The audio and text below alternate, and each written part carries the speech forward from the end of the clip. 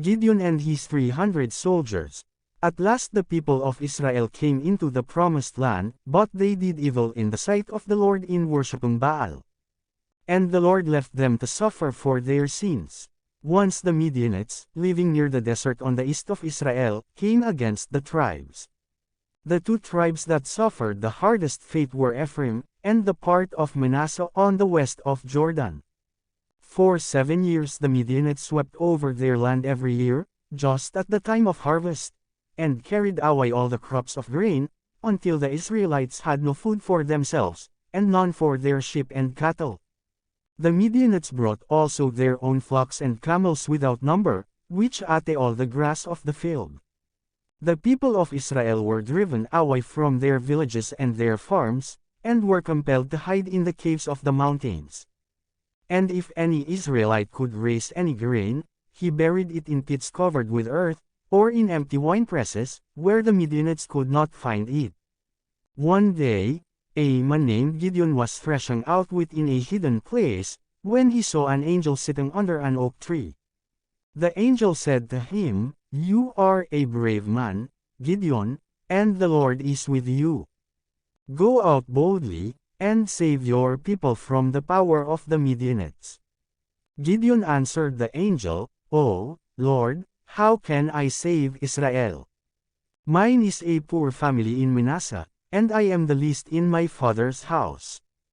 And the Lord said to him, "Surely I will be with you, and I will help you drive out the Midianites." Gideon felt that it was the Lord who was talking with him, in the form of an angel. He brought an offering, and laid it on a rock before the angel. Then the angel touched the offering with his staff. At once, a fire leapt up and burned the offering, and then the angel vanished from his sight.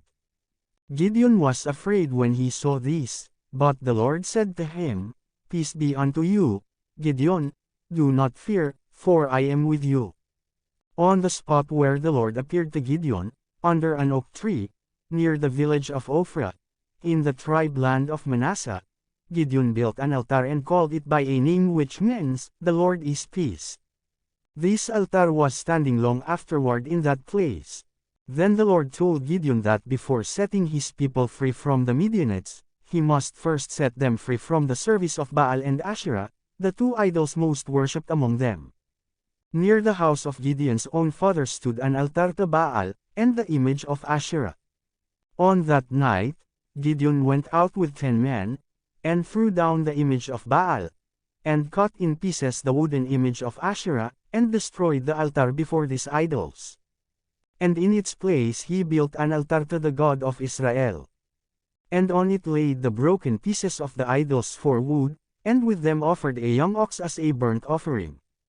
On the next morning, when the people of the village went out to worship their idols, they found them cut in pieces, the altar taken away. In its place an altar of the Lord, and on it the pieces of the Asherah were burning as wood under a sacrifice to the Lord. The people looked at the broken and burning idols, and they said, "Who has done this?" Someone said, "Gideon, the son of Joash, did this last night." Then they came to Joash, Gideon's father, and said, "We are going to kill your son because he has destroyed the image of Baal, who is our God." And Joash, Gideon's father, said, "If Baal is a god, he can take care of himself, and punish the man who has destroyed his image. Why should you help Baal? Let Baal help himself." And when they saw that Baal could not harm the man who had broken down his altar and his image, the people turned from Baal, back to their own Lord God. Gideon sent messengers through all Manasseh on the west of Jordan, and the tribes near on the north. And the men of the tribes gathered around him, with a few swords and spears, but very few, for the Israelites were not ready for war. They met beside a great spring on Mount Gilboa, called the Fountain of Herod. Mount Gilboa is one of the 3 mountains on the east of the plain of Esdraelon, or the plain of Jezreel, where once there had been a great battle. On the plain, stretching up the side of another of these mountains, called the Hill of Moreh, was the camp of a vast Midianite army. For as soon as the Midianites heard that Gideon had undertaken to set his people free, they came against him with a mighty host. Gideon was a man of faith. He wished to be sure that God was leading him, and he prayed to God and said, "O Lord God, give me some sign that thou wilt save Israel through me. Here is a fleece of wool on this threshing floor. If tomorrow morning the fleece is wet with dew, while the grass around it is dry, then I shall know that thou art with me, and that thou wilt give me victory over the Midianites." Very early the next morning, Gideon came to look at the fleece. He found it wringing wet with dew, while all around the grass was dry. But Gideon was not yet satisfied. He said to the Lord, "O Lord, be not angry with me, but give me just one more sign. Tomorrow morning let the fleece be dry, and let the dew fall all around it, and then I will doubt no more." The next morning, Gideon found the grass, and the bushes wet with dew, while the fleece of wool was dry. And Gideon was now sure that God had called him, and that God would give him victory over the enemies of Israel. The Lord said to Gideon, "Your army is too large. If Israel should win the victory, they would say, 'We won it by our own might.' Send home all those who are afraid to fight." For many of the people were frightened, as they looked at the host of their enemies, and the Lord knew that these men would only hinder the rest in the battle. So Gideon sent word through the camp, "Whoever is afraid of the enemy may go home." And 22,000 people went away, leaving only 10,000 in Gideon's army. But the army was stronger though it was smaller, for the cowards had gone, and only the brave men were left. But the Lord said to Gideon, "The people are yet too many. You need only a few of the bravest and best men to fight in this battle. Bring the men down the mountain, past the water, and I will show you there how to find the men whom you need." In the morning Gideon, by God's command, called his 10,000 men out, and made them march down the hill, just as though they were going to attack the enemy. And as they were beside the water, he noticed how they drank, and set them apart into companies, according to their way of drinking. When they came to the water, most of the men threw aside their shields and spears, and knelt down and scooped up a draught of the water with both hands together like a cup. These men Gideon commanded to stand in one company. There were a few men who did not stop to take a large draught of water. Holding spear and shield in the right hand, to be ready for the enemy if one should suddenly appear, they merely caught up a handful of the water in passing and marched on, lapping up the water from one hand. God said to Gideon, "Set by themselves these men who lapped up each a handful of water. These are the men whom I have chosen to set Israel free." Gideon counted these men, and found that there were only 300 of them, while all the rest bowed down on their faces to drink. The difference between them was that the 300 were earnest men, of one purpose, not turning aside from their aim even to drink, as the others did. Then, too, they were watchful men, always ready to meet their enemies. So Gideon, at God's command, sent back to the camp on Mount Gilboa all the rest of his army, nearly 10,000 men, keeping with himself only his little band of 300.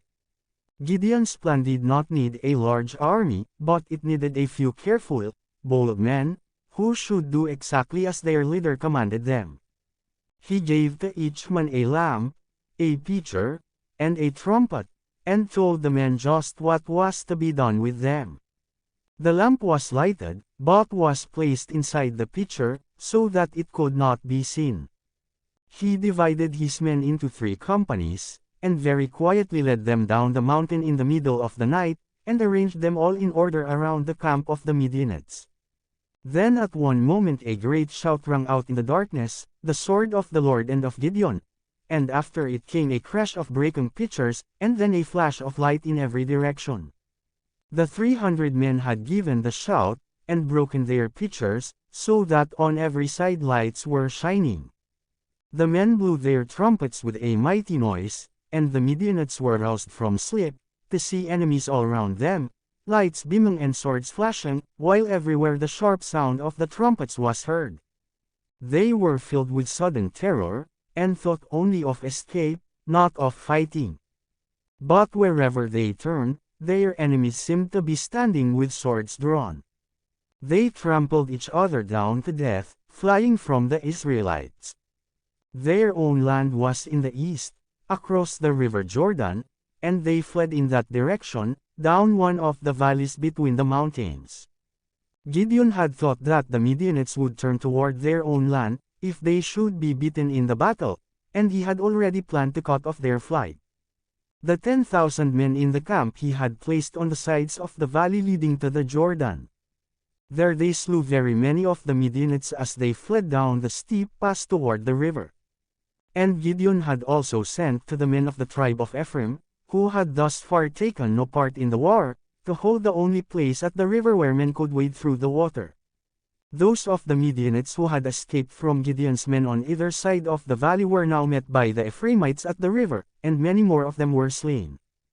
Among the slain were 2 of the princes of the Midianites, named Oreb and Zeb. A part of the Midianite army was able to get across the river, and to continue its flight toward the desert. But Gideon and his brave 300 men followed closely after them, fought another battle with them, destroyed them utterly, and took their 2 kings, Zebah and Zalmunna, whom he killed. After this great victory the Israelites were freed forever from the Midianites. They never again ventured to leave their home in the desert to make war on the tribes of Israel. After this, as long as Gideon lived, he ruled as judge in Israel. The people wished him to make himself a king. "Rule over you as king," they said, "and let your son be king after you, and his son king after him." But Gideon said, "No, you have a king already, for the Lord God is the King of Israel. No one but God shall be king over these tribes." Of all the 15 men who ruled as judges of Israel, Gideon, the 5th judge, was the greatest, in courage, in wisdom, and in faith in God.